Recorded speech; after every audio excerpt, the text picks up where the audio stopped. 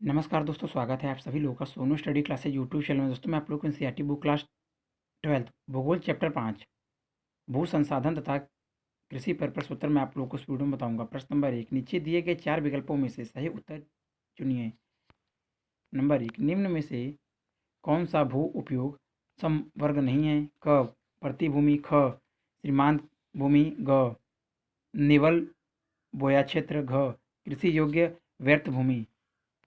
Question number 2, पिछले 40 वर्षों में वनों का अनुपात बढ़ने का निम्न में से कौन सा कारण है? क वनीकरण के विस्तृत व सक्षम प्रयास, ख सामुदायिक वनों के अधीन क्षेत्र में वृद्धि, ग वन बढ़ोतरी हेतु निर्धारित अधिसूचित क्षेत्र में वृद्धि, घ वन क्षेत्र प्रबंधन में लोगों की बेहतर भागीदारी। क्वेश्चन नंबर 3, निम्न में से कौन सा सिंचित क्षेत्रों में भू निम्नीकरण का मुख्य प्रकार है? क अवनालिका अपर्दन, ख वायु अपर्दन, ग मृदा लवणता, घ भूमि का सिल्ट का जमाव। क्वेश्चन नंबर 4, शुष्क कृषि में निम्न में से कौन सी फसल नहीं बोई जाती? क रागी, ख ज्वार, ग मूंगफली, घ गन्ना। क्वेश्चन नंबर 5, निम्न में से कौन से देशों में गेहूं व चावल की अधिक उत्पादकता की किस्में विकसित की गई हैं? क जापान तथा ऑस्ट्रेलिया, ख संयुक्त राज्य अमेरिका तथा जापान, ग मैक्सिको तथा फिलीपीन, घ मैक्सिको तथा सिंगापुर। उत्तर क्वेश्चन नंबर 1 का ख श्रीमान भूमि, क्वेश्चन नंबर 2 का क वनीकरण के विस्तृत व सक्षम प्रयास, क्वेश्चन नंबर 3 का ग मृदा लवणता, क्वेश्चन नंबर 4 का घ गन्ना, क्वेश्चन नंबर 5 का ग मैक्सिको तथा फिलिस्पीन फिलिस्पीन। प्रश्न नंबर 2, निम्नलिखित प्रश्नों के उत्तर लगभग 30 शब्दों में दीजिए। नंबर 1, क्वेश्चन नंबर 1, बंजर भूमि तथा कृषि योग्य व्यर्थ भूमि में अंतर स्पष्ट करो। उत्तर, बंजर भूमि वह भूमि जो प्रचलित प्रौद्योगिकी की मदद से कृषि योग्य नहीं बनाई जा सकती, जैसे बंजर पहाड़ी भूभाग, मरुस्थल व खंड आदि। कृषि योग्य व्यर्थ भूमि भूमि उदार तकनीक द्वारा इस भूमि को कृषि योग्य बनाया जा सकता है।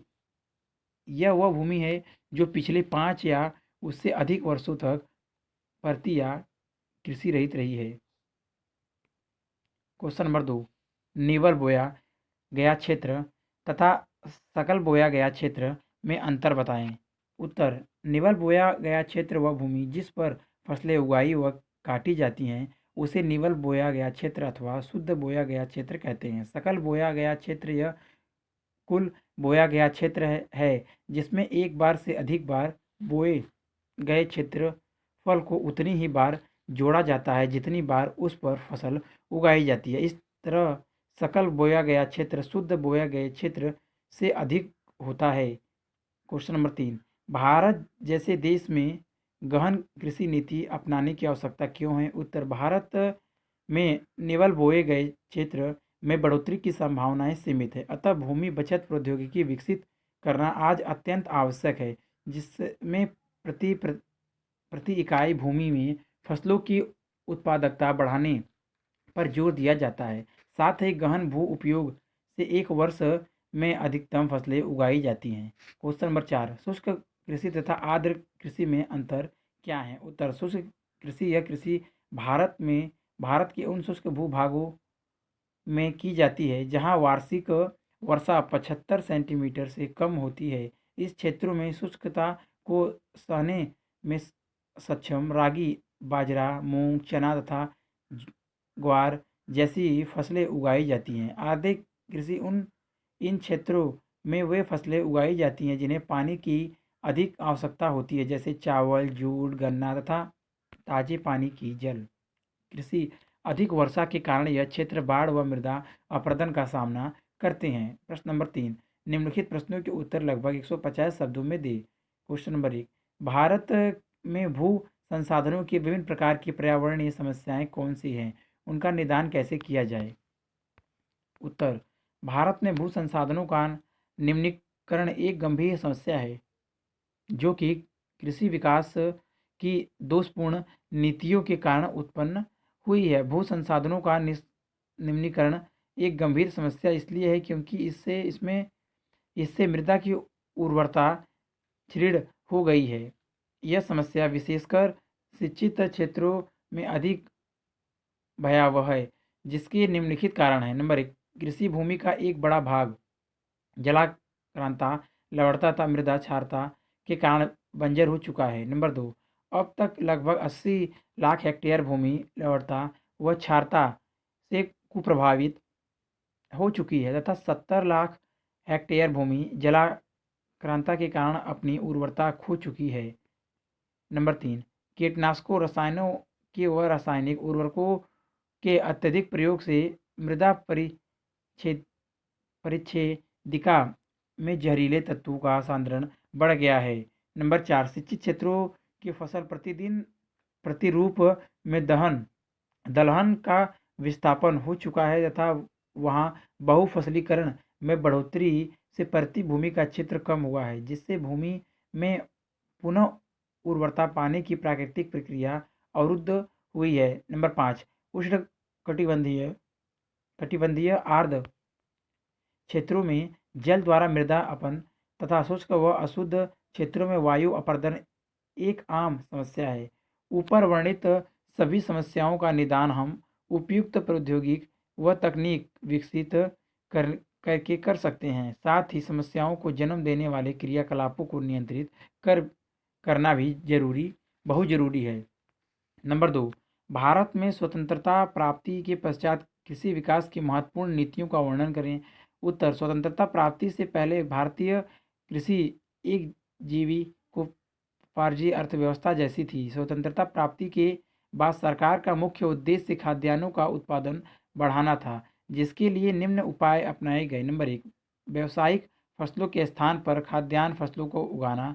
नंबर 2, कृषि गहनता को बढ़ाना तथा नंबर 3, कृषि योग्य बंजर तथा प्रति भूमि को कृषि भूमि में परिवर्तित करना। प्रारंभ में इन नीति से खाद्यान्नों का उत्पादन बढ़ा, लेकिन 1950 के दशक के अंत तक कृषि उत्पादन स्थिर हो गया था। इस समस्या से निपटने के लिए गहन कृषि जिला कार्यालय IADP तथा गहन कृषि क्षेत्र कार्यक्रम IAAP प्रारंभ किए गए, किंतु 1960 के दशक के मध्य में दो अकालों से देश में अन्य संकट उत्पन्न हो गया। परिणाम स्वरूप दूसरे देशों से खाद्यान्नों का आयात करना पड़ा।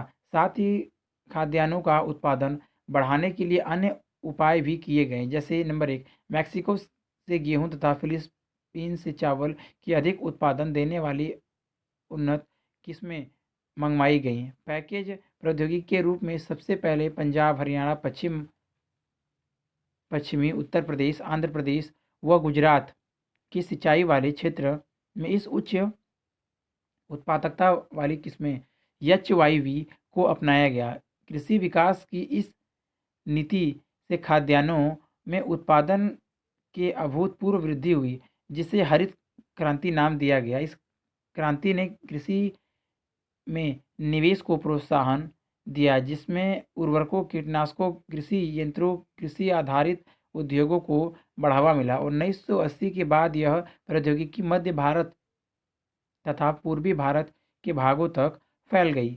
नंबर 2, योजना आयोग ने 1988 में कृषि विकास में प्रादेशिक संतुलन को प्रोत्साहित करने हेतु कृषि जलवायु नियोजन आरंभ किया, जिसमें कृषि, पशुपालन तथा जल कृषि के विकास पर बल दिया गया। नंबर 3, 1990 के दशक में उदारीकरण नीति तथा उन्मुक्त बाजार अर्थव्यवस्था ने भारतीय कृषि विकास को प्रभावित किया है।